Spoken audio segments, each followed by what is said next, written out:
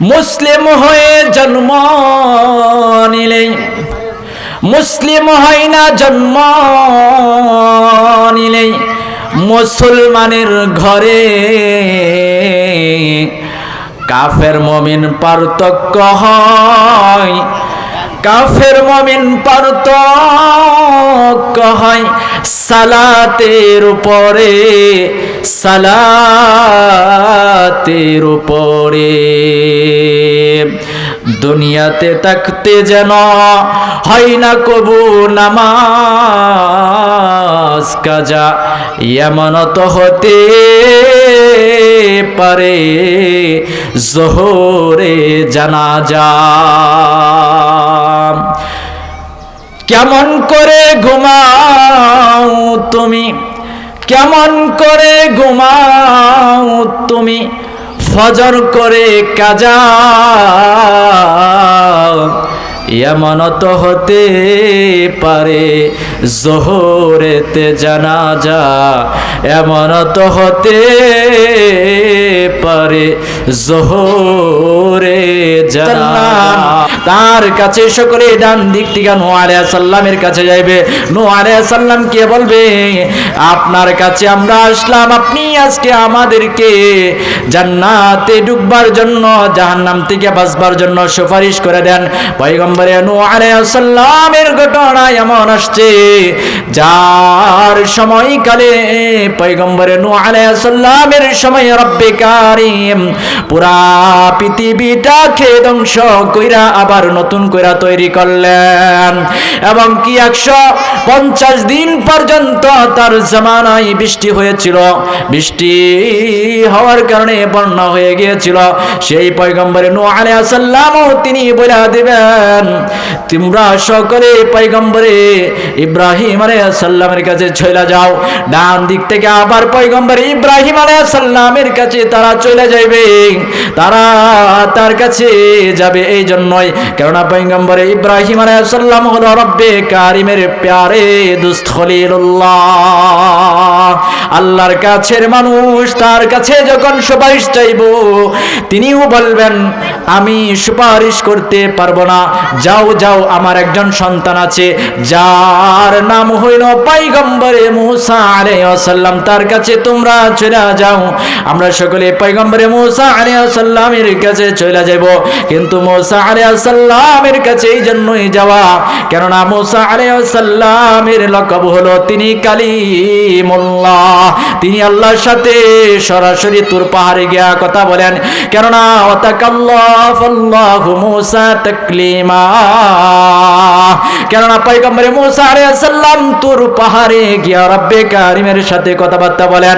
তখন মূসা আলাইহিস সালামের কাছে যায় যখন বলবো আপনি আমাদেরকে জাহান্নাম থেকে বাঁচায়া জান্নাতের সুপারিশ করে দেন, আমাদেরকে আপনি বাঁচায়া দেন, তিনি তখন বলতে থাকবেন কেননা লিল্লাহিল ওয়াহিদিল কাহ্হার লিমানিল মুলকুল ইয়াউম। পয়গম্বরে মূসা আলাইহিস সালাম তিনি বলবেন আজ আমার সাথে রব্বে কারিমের কোনো বন্ধুত্ব নাই, কোনো ভালোবাসা নাই, কোনো সম্পর্ক নাই, কোনো বড় সম্পর্ক নাই, কেননা রব্বে কারিম লিমানিল মুলকুল ইয়াউম লিল্লাহিল ওয়াহিদিল কাহ্হার। আজকের দিনের জন্য রব্বে কারিম কাউকে ছাড় দিবে না, কাউকে ভালোবাসবে না, তিনি আজকের জন্য তিনি বিচারক হয়ে যাবেন, কাহ্হারিয়াতের রূপ ধারণ করবেন। তখন পয়গম্বরে মূসা আলাইহিস সালাম থেকে আমরা সকলে ফিরে আসব। তারপরে পয়গম্বরে মূসা আলাইহিস সালাম তিনি দেখাই দিবেন, যাও যাও তোমরা ঈসা আলাইহিস সালামের কাছে যাও। ঈসা আলাইহিস সালামের কাছে গিয়া যখন বলবো পয়গম্বর আপনার কাছে আপনার সন্তান হিসেবে দাবি রইল, আপনি আমাদেরকে জাহান্নাম থেকে বাঁচায়া জান্নাতের সুপারিশ করে দেন। পয়গম্বরে ঈসা আলাইহিস সালাম তিনিও বলতে থাকবেন আজ আমিও সুপারিশ করতে পারবো না, আমার সুপারিশ রব্বে কারিম গ্রহণ করবে না। আর একটা মানুষের কথা তোমাদেরকে বলতে পারি যার গ্রহণযোগ্যতা রব্বে কারিমের কাছে আজকের এই দিনেও আছে, তিনি হলেন মুহাম্মাদুর রাসূলুল্লাহ সাল্লাল্লাহু আলাইহি ওয়াসাল্লাম। যখন ঈসা আলাইহিস সাল্লাম সকলদেরকে নিয়া যখন তিনি রাসূলের দরবারে যাইবেন, তিনাকে গিয়া দেখবেন সাজদায় পয়রা ইয়া উম্মতি বইলা তিনি কাঁদতে থাকবেন। কেননা কোরআনে পাকের 15 নম্বর পারার 8 নম্বর পৃষ্ঠার ভিতরে আছে আসা আইয়াবআসাকা রাব্বুকুমা আসা আইয়াবুকুম। কেননা মাকামে মাহমুদ নামক এই আয়াতের ভিতরে আছে, মাকামে মাহমুদ নামক স্থানের ভিতরে পয়রা আল্লাহ রাসূল সাল্লাল্লাহু আলাইহি ওয়াসাল্লাম তিনি কাঁদতে থাকবেন আর তিনি বলতে থাকবেন যুল জালালি ওয়াল ইকরাম আনতা গফুর আনতা রহিম। এই বাক্যগুলা বইলা বইলা তিনি রব্বি হাবলি রব্বি ইয়া উম্মতি পড়তে থাকবেন। যখন তার কাছে আমরা সকলে যাইব, তিনি আল্লাহ রাব্বুল আলামিনের কাছে সুপারিশ করবেন। সুপারিশ করবার কারণে রব্বি কারীম তার হাবিবের উসিলায় আপনি এবং আমাদের সকলকে তিনি ক্ষমার ঘোষণা করে জান্নাতের ঘোষণা দিয়ে দিবেন। সুবহানাল্লাহ।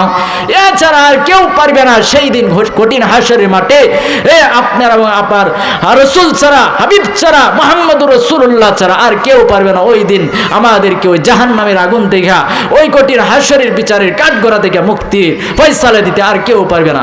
এই জন্য আপনি এবং আমার সকলের একটাই কর্তব্য, আমাদের সকলের একটাই কর্তব্য, একটাই কাজ, সেটা হলো সালাত। কেননা ইন্নাস সালাতা তানহা আনিল ফাহশাই ওয়াল মুনকার। কেননা সমস্ত কাজকে, সমস্ত ফাহশা কাজকে নামাজই একমাত্র বিরত রাখতে পারে। ঠিক না? কেননা রাসূল সাল্লাল্লাহু আলাইহি ওয়াসাল্লাম হাদিসের ভিতরে বলেন মিফতাহুল জান্নাতিস সালাত। নামাজ হলো বেহেশতের চাবিকাঠি। দুনিয়াতে একটা করে যখন একটা তালা ঝুলানো থাকে, দুনিয়ার সাধারণ চাবি যদি একটা সমস্যা হয়ে যায়, ভাঙ্গা উপরে যায় একটা দাঁত, তাহলে দুনিয়ার তালা খোলার মতো সামর্থ্য শক্তি আমাদের হয় না। যদিও সেটা অন্য কায়দায় আমরা ভাঙতে পারি, কিন্তু হাসরের মাঠে জান্নাতের গেটের চাবি ছাড়া, ওই আমলের চাবি ছাড়া কেউ ওই জান্নাতের চালা না বাইয়া না খুইলা আমলের চাবি দিয়া কেউ জান্নাতে প্রবেশ করতে পারবে না। সুবহানাল্লাহ। এজন্য হাদিসের ভিতরে আল্লাহর রাসূল সাল্লাল্লাহু আলাইহি ওয়াসাল্লাম তিনি বলেন আউয়ালু মা ইউহাসাবু বিহিল আবদু ইয়াউমাল কিয়ামাতিস সালাহ। কিয়ামতের দিন সর্বপ্রথম বান্দার কাছ থেকে যে হিসাবটা নেওয়া হবে সেটাই হলো সালাত। ঠিক কি ঠিক না? মুসলিম হয়ে জন্ম নিলে মুসলিম হয় না, জন্ম নিলে মুসলমানের ঘরে কাফের মুমিন পার্থক্য হয়। কাফের মুমিন পার্থক্য হয় সালাতের উপরে, সালাতের উপরে। দুনিয়াতে থাকতে যেন হয় না কবু নামাজ কাজা, এমন তো হতে পারে জোহরে জানাজা। কেমন করে ঘুমাও তুমি, কেমন করে ঘুমাও তুমি, ফজর করে কাজা, এমন তো হতে পারে জোহরেতে জানাজা, এমন তো হতে পারে জোহরে জানাজা। ঠিক ঠিক না? এই জন্যই যখন আপনি এবং আমার মৃত্যুটা হয়ে যাইবে, কবরের প্রথম সওয়ালের জবাবটা সকলের তৈরি করে রাখতে হবে। সেই দিন সেই কবরে ফেরেশতারা প্রশ্ন করবে মান রাব্বুকা মান দীনুকা মান নাবিয়ুকা, তোমার রবকে, তোমার দিন কি, তোমার ধর্ম কি। তো যখন এই প্রশ্নগুলা করা হবে, সেই দিন যদি আমরা এই দুনিয়াতে থাকতে যদি নামাজ না পড়ি, যদি আমল